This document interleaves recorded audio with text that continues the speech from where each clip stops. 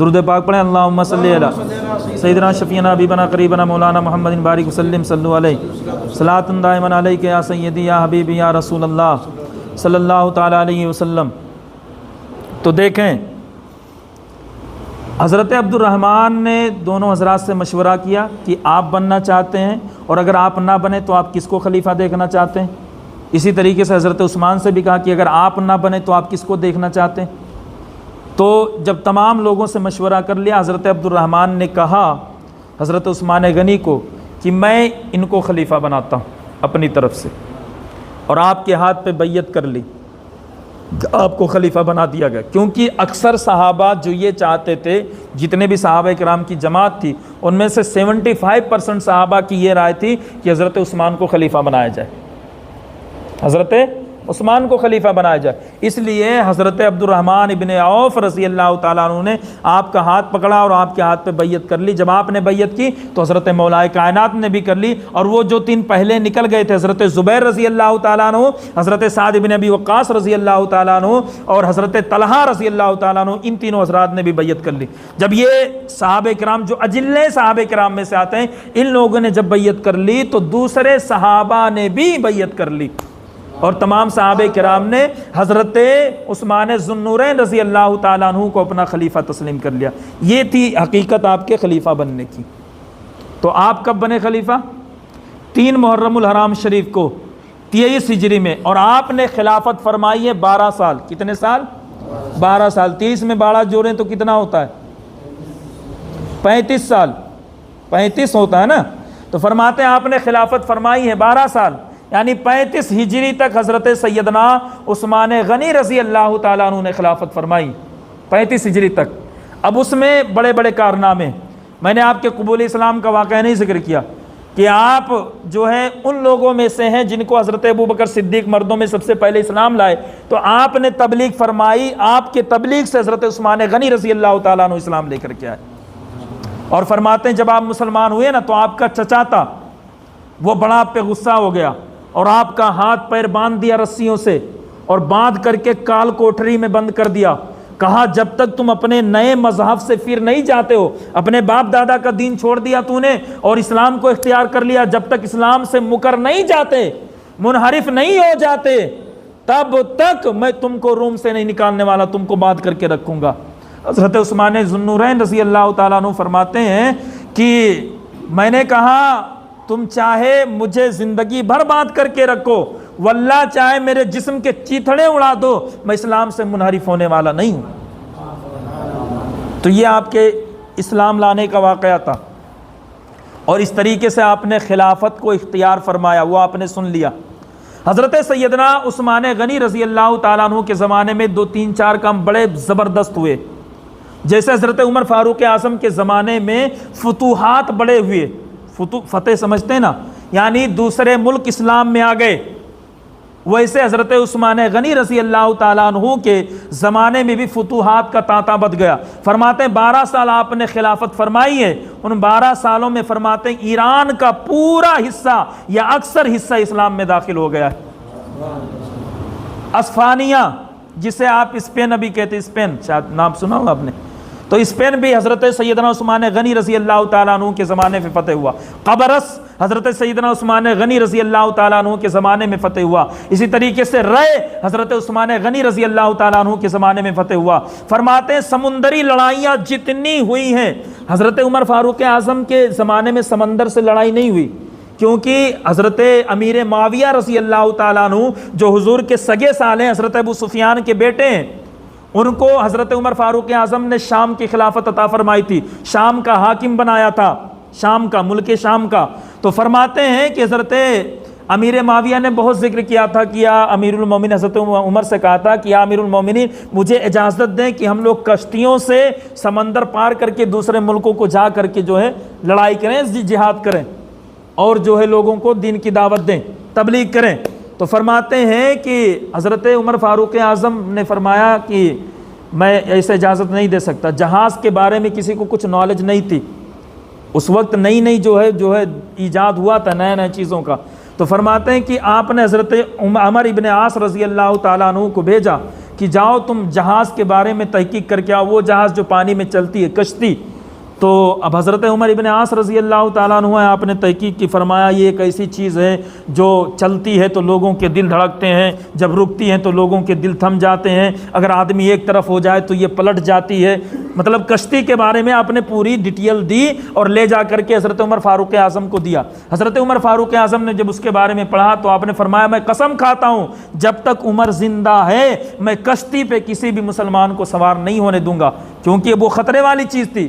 اس وقت اتنی سہولیت نہیں تھی جو ابھی سہولیت ہمیں کشتیوں میں نظر آ رہی ہے، وہ کبھی بھی پلٹ جاتی تھی، اگر موجیں آ جاتی تھی سمندر میں تو اس سے بھی پلٹ جاتی تھی، آدمی ایک طرف اگر چلا جاتا تھا تو اس سے بھی، کیونکہ اتنی زیادہ سہولیت اس وقت کشتی میں نہیں تھی، جہاز میں، پانی والی جہاز میں۔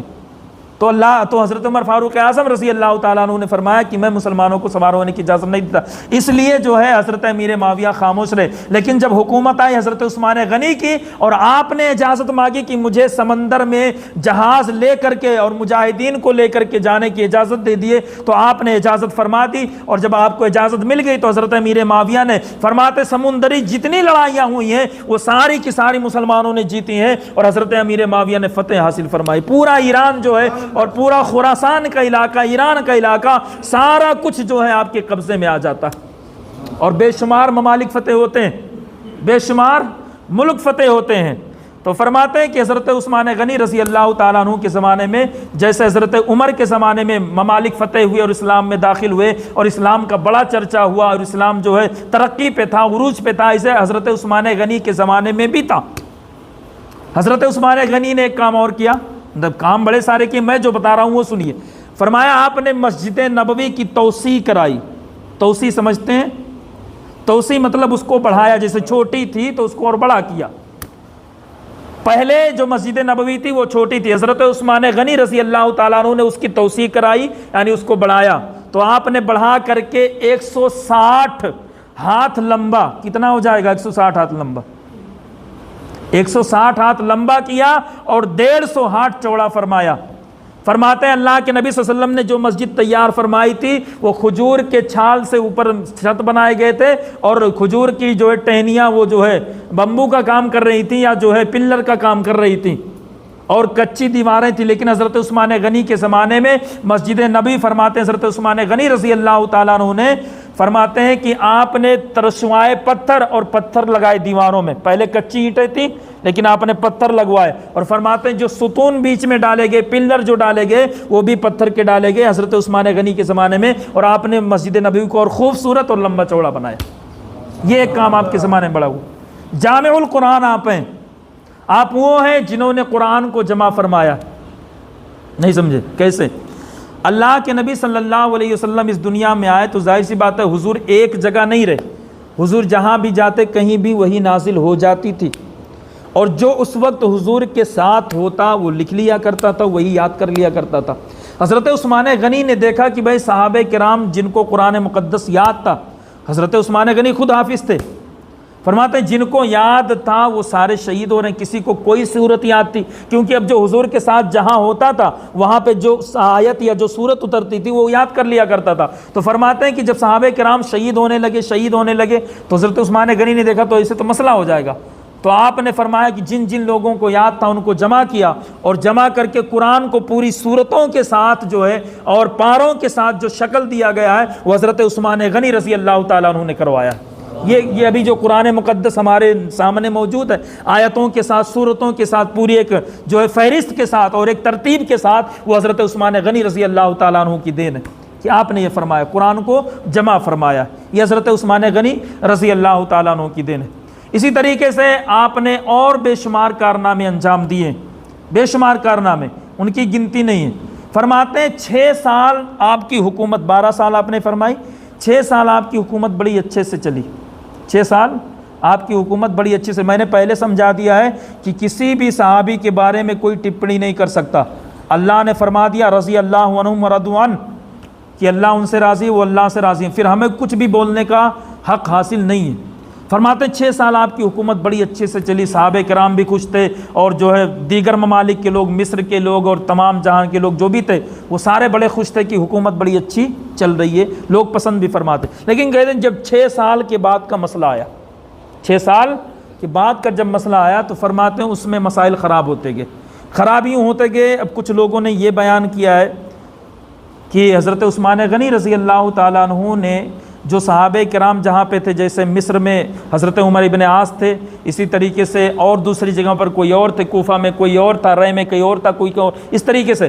تو فرماتے ہیں جو صحابہ کرام جن کو عہدہ ملا تھا کہ آپ فلاں جگہ کی حکومت سنبھالیں، آپ فلاں جگہ کی حکومت سنبھالیں، فلاں جگہ کی حکومت سنبھالیں، تو حضرت عثمان غنی رضی اللہ تعالیٰ عنہ نے فرماتے ہیں کہ اب کچھ لوگوں نے لکھا یہ بات میں کر نہیں سکتا، فرماتے ہیں کہ آپ نے ان کو معزول کیا اور اپنے خاندان والوں کو ان کی جگہ پہ تعینات کیا، یہ باتیں۔ تو فرماتے ہیں جب یہ باتیں ہوئیں تو صحابہ کرام کو ذرا سا لگنے لگا، اور لوگ حضرت سیدنا عثمان غنی رضی اللہ تعالیٰ عنہ سے متنفر ہوتے گئے، تنفر پیدا ہو گیا بیچ میں۔ ہوتا نا کہ ایک بھائی چارہ ہوتا ہے، پھر بھائی چارہ ختم ہو جاتا ہے تو نفرتیں آ جاتی ہیں بیچ میں، اسی کو تنفر کہا جاتا ہے۔ تو صحابہ کرام کو تنفر ہوتا گیا، کس سے؟ حضرت عثمان غنی سے۔ لیکن اللہ کے نبی نے پہلے فرما دیا، حدیث شریف میں نے پڑھا ہے کہ اللہ کے نبی فرماتے ہیں جب فتنوں کا ظہور ہوگا تو اس وقت عثمان حق پہ ہوگا، اس لیے ہمیں زبان کھولنے کا کوئی حق نہیں، ان کے اپنے ذاتی معاملات ہیں، وہ اللہ سمجھے گا، وہ سمجھیں گے، ہمیں بولنے کا کوئی حق نہیں، خاموش رہنا ہے۔ تو فرماتے ہیں کہ جب یہ مسئلہ بڑھتا گیا تو صحابہ کرام میں ذرا سا تنفر پیدا ہوتا گیا، بالآخر ایک مسئلہ پیش آیا۔ آپ نے 12 سال حکومت فرمائی، فرماتے ہیں آپ نے مصر میں ایک گورنر کو تیار کیا جس کا نام تھا عبداللہ ابن ابی سرح۔ کیا نام تھا؟ نام بولو ذرا سا۔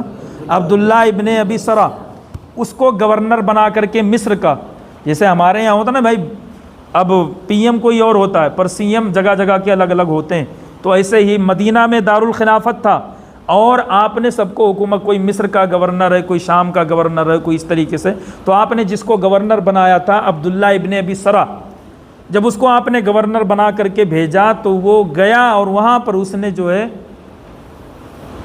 زیادتی کرنا شروع کر دیا، مصر کے لوگوں پر زیادتی کرنا شروع کر دی۔ کیا کرنا شروع کر دیا؟ زیادتی کرنا، جیسے ظلم کرنا شروع کر دیا، اور جو ہے زیادتی ہونے لگی لوگوں کے ساتھ۔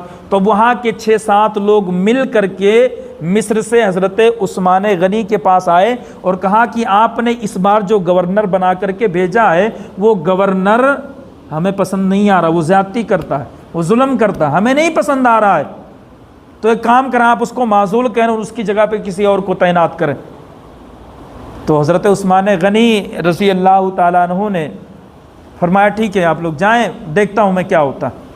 فرماتے جب یہ لوگ گئے اور اس کو پتہ چلا، جو گورنر تھا مصر کا، جب یہ لوگ مصر لوٹ کر کے گئے تو جو گورنر تھا مصر کا عبداللہ ابن ابی سرح، اس کو پتہ چلا یہ لوگ میری شکایت لے کر کے گئے تھے مدینہ، تو اس نے کیا کیا؟ ان 6-7 لوگوں کو قتل کروا دیا۔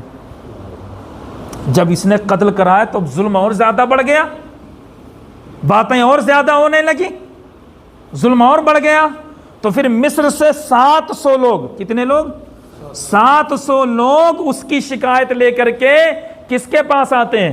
اب حضرت عثمان غنی کے پاس نہیں گئے، مسجد نبوی میں پہنچے اور جو صحابہ کرام موجود تھے اس وقت، حضرت زبیر رضی اللہ تعالیٰ عنہ، حضرت سعد، حضرت عبد الرحمن بن عوف، حضرت مولا کائنات، ان سے کہا کہ انہوں نے جس گورنر کو وہاں پہ بھیجا اس نے ہمارے 6 آدمیوں کو قتل کروا دیا، اتنا ظالم ہے وہ، لہٰذا ہم اس کی معزولی چاہتے ہیں، اس کو فوراً ہٹایا جائے مصر سے اور اس کی جگہ پہ کسی اور کو مقرر کیا جائے۔ جب صحابہ کرام نے یہ بات سنی کہ اس نے ایسا ایسا کام کیا ہے جس کو حضرت عثمان غنی رضی اللہ تعالیٰ عنہ نے تعینات فرمایا تھا، تو فرماتے ہیں کہ صحابہ کرام آگ بگولا ہو گئے اور حضرت عثمان غنی کو یہ کہلوا بھیجا کہ آپ فوراً اس کو معزول کریں، وہ لوگوں پہ ظلم کرتا ہے۔ حضرت مولا کائنات نے بھی کہا، حضرت عبد الرحمن نے بھی کہا، حضرت زبیر نے بھی کہا، اور حضرت طلحہ نے بھی کہا، حضرت سعد نے بھی کہا، سبوں نے کہا۔ تو حضرت عثمان غنی رضی اللہ تعالیٰ عنہ فرماتے ہیں کہ ان لوگوں کو بلایا جائے۔ جب وہ لوگ آئے اور یہ بات حضرت اماں عائشہ کو بھی پتہ چل گئی کہ حضرت عثمان غنی نے جس کو گورنر بنا کر کے مصر کا بھیجا تھا وہ لوگوں پہ ظلم کرتا ہے، 6 لوگوں کو قتل کروا دیا اس نے، لوگوں کے ساتھ زیادتی کرتا ہے۔ تو حضرت اماں عائشہ نے کہا کہ فوراً اسے معزول کرو۔ آپ حضرت عثمان غنی کو بھیجا کہ آپ اسے معزول کریں، اس کی جگہ پہ کسی اور کو بھیجیں۔ تو جب یہ 700 لوگ حضرت عثمان غنی کی بارگاہ میں پہنچے، حضرت عثمان غنی نے کہا ٹھیک ہے میں اس کو معزول کرتا ہوں، تم لوگ کس کو بنانا چاہتے ہو، تم لوگ اپنی مرضی بتاؤ۔ یہ دیکھیں انصاف، فرمایا تم لوگ جس کو بنانا چاہتے ہو اس کا نام لو، میں اس کو گورنر بنا کر کے بھیج دیتا ہوں۔ تو ان لوگوں نے حضرت ابو بکر صدیق رضی اللہ تعالیٰ عنہ کے صاحبزادے محمد ابن ابو بکر کو چنا۔ کس کو؟ حضرت ابو بکر کے بیٹے، نام کیا ہے؟ محمد ابن ابو بکر۔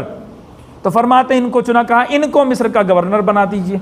حضرت عثمان غنی نے رقعہ لکھا اور اس میں لکھا کہ آج سے گورنری مصر کی حضرت محمد ابن ابو بکر کو دی جاتی ہے، اور اے عبداللہ ابن ابی سرا تم کو معزول کیا جاتا ہے۔ یہ رقعہ ان 700 لوگوں کو دیا، اور حضرت محمد ابن ابو بکر کے ساتھ ان 700 لوگوں کو، اور ساتھ میں ایک اور صحابی تھے حضرت ابو ذر غفاری رضی اللہ تعالیٰ عنہ، ان کو ساتھ میں کر کر کے مصر کی طرف روانہ کیا۔ کس کی طرف؟ مصر کی طرف روانہ کیا کہ یہ خط لے جانا، اس کو دینا، وہ اتر جائے گا گدی سے، اور ان کو حضرت محمد ابن ابو بکر کو بٹھا دیجئے گا اس کی جگہ پہ۔ تو فرماتے ہیں کہ جب یہ لوگ نکلے تھے اور راستے میں پہنچے تھے، اب دیکھیں یہاں پہ کیا چال چلی گئی ہے، یہاں پہ بڑی زبردست چال چلی گئی حضرت عثمان غنی کے خلاف۔ فرماتے ہیں کہ یہ لوگ تھوڑی دور گئے تھے اور دیکھا تو پیچھے ایک آدمی اونٹ پر سوار ہو کر کے اور جو ہے آ رہا ہے، ایسا لگ رہا ہے کہ کوئی اسے دوڑا رہا ہے یا کوئی اس کا پیچھا کر رہا ہے یا کوئی جرم کر کے وہ بھاگ رہا ہے۔ یہ آیا کس کے پاس؟ صحابہ کرام کے پاس، جو یہ لوگ جا رہے تھے مصر، ان کے پاس آیا اور جو ہے ان لوگوں سے کہا کہ آپ لوگ کہاں جا رہے ہیں؟ مجھے پانی کی ضرورت ہے، ذرا پانی پلا دو۔ اب ان لوگوں نے دیکھا کہ یار بندہ تو بھاگ رہا ہے کہیں، یا کوئی جرم کر کے آیا۔ تو جب یہ پانی پی کر کے آگے نکلا تو پھر حضرت حضرت محمد ابن ابو بکر رضی اللہ تعالیٰ عنہ نے 2 لوگوں کو بھیجا کہ اس کو پکڑ کے لاؤ، وہ بھاگ کیوں رہا ہے آخر؟ تو فرماتے جب اس کو پکڑ کر کے لایا گیا تو اس کو جب حضرت محمد ابن ابو بکر کے پاس پیش کیا گیا تو حضرت محمد ابن ابو بکر نے کہا کہ یہ بتاؤ تم کون ہو؟ تو اس نے کہا کہ میں حضرت عثمان غنی کا غلام ہوں۔ کیا ہوں؟ حضرت عثمان غنی کا غلام ہوں۔ کہا کہاں جا رہے ہو اتنی جلد بازی میں؟ تو اس نے کہا کہ صاحب یہ میرا جو تھیلا دیکھ رہے ہو آپ، پانی کا مٹکا، اس میں ایک چٹھی ہے۔ حضرت محمد ابن ابو بکر نے وہ چٹھی نکالی، چٹھی کھول کر کے دیکھا تو اس میں یہ لکھا ہوا تھا کہ یہ لوگ جو یہاں سے جا رہے ہیں مدینہ سے، کون؟ محمد ابن ابو بکر اور حضرت ابو ذر غفاری رضی اللہ تعالیٰ عنہ، اور یہ جو 700 لوگ ہیں، جب یہ لوگ مصر پہنچے تو اے عبداللہ ابن سرا تو ان لوگوں کو قتل کروا دینا۔ اب جب یہ چٹھی پڑھی ان لوگوں نے تو بھائی غصے سے آگ بگولا کہ یار ایک طرف تو ہم کو مصر کا گورنر بنا کر کے بھیجا ہے، دوسری طرف اپنے غلام کو چٹھی لکھ کر کے بھیجی کہ ان کو قتل کروا دینا۔ تو فرماتے ہیں جب یہ چٹھی پڑھی تو تمام جو وہاں پہ صحابہ کرام تھے ان کی دستخط کروائی اور اس کو مہر لگوایا، اور اونٹنی کو بھی پکڑا، جو اونٹنی تھی اور جو غلام تھا اس کو بھی پکڑا، اور لے کر کے دوبارہ سے جو صحابہ کرام وہاں پہ موجود تھے مدینہ میں ان کے پاس گئے۔ وہاں پہ حضرت مولا کائنات، حضرت عبد الرحمن ابن عوف، حضرت زبیر ابن عوام رضی اللہ تعالیٰ عنہ، حضرت طلحہ، حضرت سعد تھے، سب کو جمع کیا اور جمع کر کے وہ خط پیش کر دیا کہ دیکھو حضرت عثمان نے کیا لکھ کر کے بھیجا ہے۔ جب ان لوگوں نے خط دیکھا تو کہا یار یہ تو واقعی لکھا ہوا ہے۔ تو فرماتے ہیں وہ خط لے کر کے، وہ اونٹنی لے کر کے، وہ غلام لے کر کے حضرت عثمان غنی رضی اللہ تعالیٰ عنہ کے پاس یہ لوگ پہنچتے ہیں اور پوچھتے ہیں کیا یہ خط تم نے لکھا ہے؟ تو آپ نے کوئی جواب نہیں دیا۔ کہا یہ اونٹنی تمہاری ہے؟ کہا اونٹنی میری ہے۔ حضرت عثمان کہتے ہیں اونٹنی میری ہے۔ یہ غلام؟ کہا یہ غلام بھی میرا ہے۔ کہا یہ خط آپ نے لکھا ہے؟ کہا واللہ کی قسم میں نے یہ خط نہیں لکھا ہے، اور نہ ہی مجھے اس کے بارے میں معلوم ہے کہ کس سے لکھوایا گیا ہے اور کس نے اس پہ مہر لگائی ہے حکومت کی اور کس نے بھیجا، مجھے اس کے بارے میں کچھ نہیں معلوم۔ اب ان لوگوں کو یقین ہوگا کیونکہ حضرت عثمان غنی رضی اللہ تعالیٰ عنہ جھوٹی قسم نہیں کھا سکتے۔ اب ان لوگوں کا شک گیا کہ یہ کون کر سکتا ہے، حضرت عثمان غنی تو ایسا کریں گے نہیں، کون کر سکتا ہے؟ حضرت محمد ابن ابو بکر کو یہ لگ رہا تھا کہ حضرت عثمان غنی نے بھیجا ہے ایسا لکھ کر کے، جبکہ حضرت عثمان غنی نے بار بار قسم کھایا کہ میں نے یہ نہیں لکھوایا ہے اور نہ ہی میں نے بھیجا ہے، میرا اس سے کوئی تعلق ہی نہیں، یہاں غلام میرا ہے، اونٹنی میری ہے، اور جو مہر لگائی گئی ہے وہ بھی حکومت ہی کی ہے، خلافت کی ہے، لیکن میں نے یہ کام نہیں کیا ہے۔ تو فرماتے کون ہو سکتا ہے؟ اب لوگوں نے گیس کرنا شروع کیا، قیاس لگا۔ حضرت عمر و حضرت عثمان غنی کے گھر میں مروان تھا، مروان بہت مردود الزمن ہے، یہ بہت خبیث النفس ہے۔ مروان کے بارے میں اللہ کے نبی صلی اللہ علیہ وسلم نے پہلے بھی فرمایا کہ گرگٹ کا بیٹا گرگٹ ہے، تو سب کا شک گیا کہ یہ مروان نے کیا ہوگا، کیونکہ رائٹنگ جو لگ رہی تھی وہ حضرت عثمان غنی کی نہیں بلکہ وہ رائٹنگ مروان کی لگ رہی تھی۔ اب وہ شخص جو تھا حضرت عثمان غنی کے گھر میں تھا، تب لوگوں کا شک گیا کہ یہ مروان ہوگا۔ اب لوگوں نے حضرت عثمان سے یہ کہا کہ تم اس کو ہمارے حوالے کرو، ہم اس سے پوچھ تاچھ کریں گے کہ تو نے یہ خط کیسے لکھا، ہم اس سے پوچھ تاچھ کریں گے کہ بھائی تو نے یہ خط کیسے لکھا۔ حضرت عثمان غنی نے کہا کہ تم لوگوں کو یقین ہے؟ کہا یقین تو نہیں، شک جا رہا ہے بس۔ کہا شک کی بنیاد پر اگر میں اس کو تمہارے حوالے کر دوں تو تم اسے قتل کر دو گے، اور میں ناحق ایک جان کو قتل کرنے کا سبب بنوں گا، اس لیے میں اس کو تمہارے حوالے نہیں کرتا، میں اس کو تمہارے حوالے نہیں کرتا۔ اب لوگ متنفر ہو گئے، ناراض ہو گئے۔ حضرت مولا کائنات بھی وہیں سے چلے آئے چھوڑ کر کے اپنے گھر پہ، حضرت زبیر بھی چلے آئے اور حضرت سعد بھی چلے آئے، حضرت عبد الرحمن بھی سب چلے آئے۔ جب یہ مسئلہ ہو گیا، مسئلہ حل نہیں ہوا، تو حضرت عبد الرحمن اور آپ کے قبیلے کے جو لوگ تھے اور جو لوگ راستے میں جا رہے تھے وہ 700 لوگ، اور شہر کے کچھ جو ہے چور اچک کے ٹپوری ٹائپ کے لوگ، ان سبوں نے حضرت محمد ابن ابو بکر، حضرت ابو بکر کے لڑکے کی سپہ سالاری میں آپ کے گھر کا محاصرہ کر لیا۔ کہاں یوں ہی نہیں چھوڑیں گے ہم، جواب چاہیے ہمیں، یا تو اس کو ہمارے حوالے کرو یا تو خود جواب دو۔ اب حضرت عثمان غنی نے فرمایا کہ نہیں، میں نہیں کر سکتا، میں نہیں کر سکتا، کیونکہ شک ہے، صرف یقین نہیں، اور شک کی بنیاد پر میں ایک آدمی کے قتل کا سبب نہیں بن سکتا، میں نہیں اس کو آپ کے حوالے کروں گا۔ فرماتے ہیں حضرت محمد ابن ابو بکر نے جب آپ کے گھر کا محاصرہ کر لیا تو پانی بھی بند کر دیا گیا، حضرت عثمان غنی پر پانی بند کر دیا گیا۔ کہتے ہیں بلوائیوں نے، بلوائی سمجھتے ہیں کسے کہتے ہیں؟ بلوائی، بلوائی شہر کے گنڈوں کو کہا جاتا ہے، وہ جن کو کوئی کام نہیں ہوتا ہے، جو چرسی ٹائپ کے ہوتے ہیں، جو چور اچکے ہوتے ہیں، جن کا کام سب یہی کرنا ہوتا ہے، ان کو بلوائی کہا جاتا ہے۔ تو فرمایا بلوائیوں نے آپ کا گھر گھیر رکھا تھا اور چاروں طرف سے شور و شرابہ ہو رہا تھا، چاروں طرف سے شور شرابہ ہو رہا تھا۔ مروان مردود نے کیا کیا؟ چپکے سے اپنے بیٹے کے ساتھ آپ کے گھر سے نکل گیا۔ اب بچے صرف حضرت عثمان غنی، شور شرابہ یہ لوگ مچا رہے تھے چاروں طرف سے۔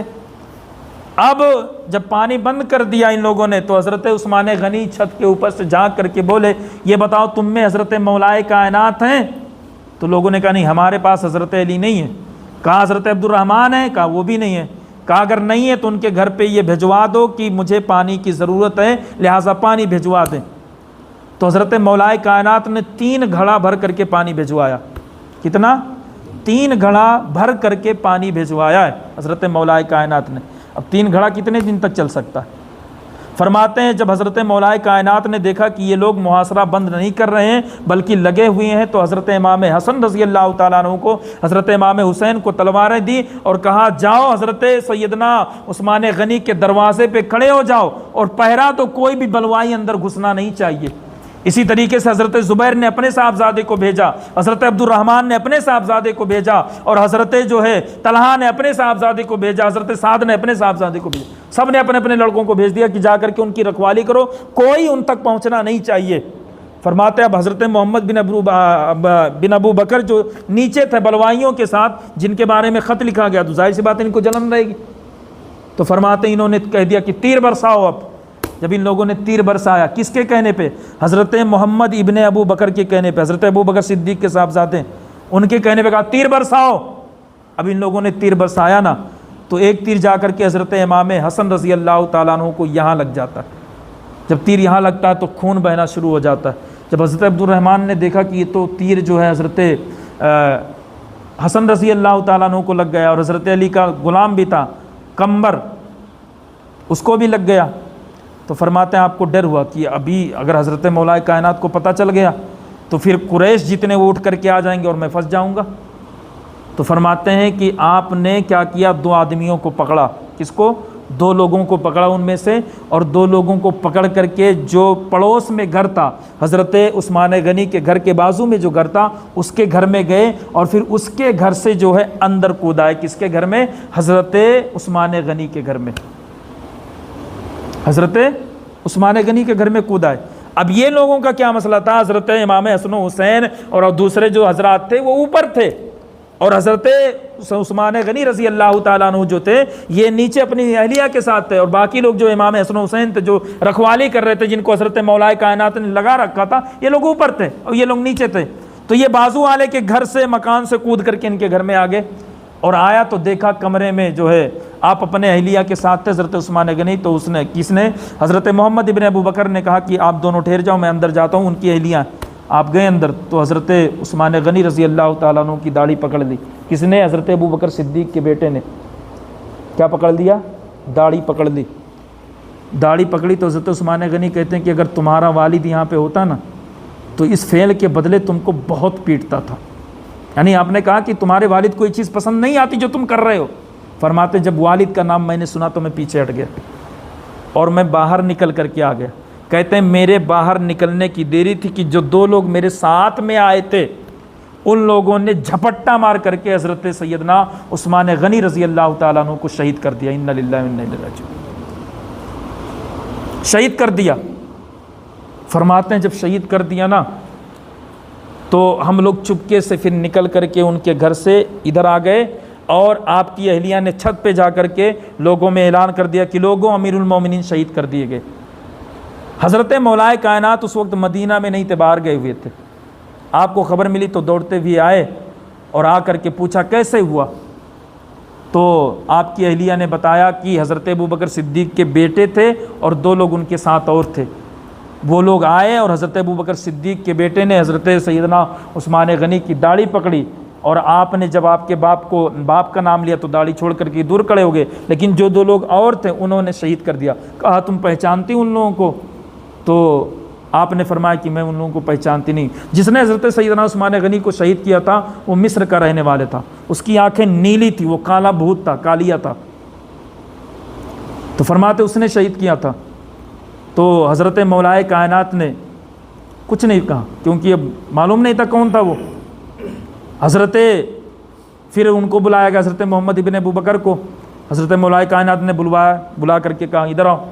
جب وہ آئے تو کہا تم نے شہید کیا؟ کہا میں نے نہیں شہید کیا، یہ جو آپ کی اہلیہ بتا رہی ہیں، حضرت عثمان غنی کی اہلیہ جو بتا رہی ہیں وہ سچ بتا رہی ہیں، میں نے صرف داڑھی پکڑی تھی اور میں داڑھی پکڑ کر کے پیچھے ہٹ گیا تھا، میں نے شہید نہیں کیا، شہید کرنے والے دوسرے لوگ تھے، اور میں اس کے لیے توبہ کرتا ہوں۔ توبہ کیا آپ نے، استغفار کیا، پوری زندگی پھر آپ توبہ کرتے رہے کہ میں نے یہ غلط کیا، پوری زندگی۔ کون؟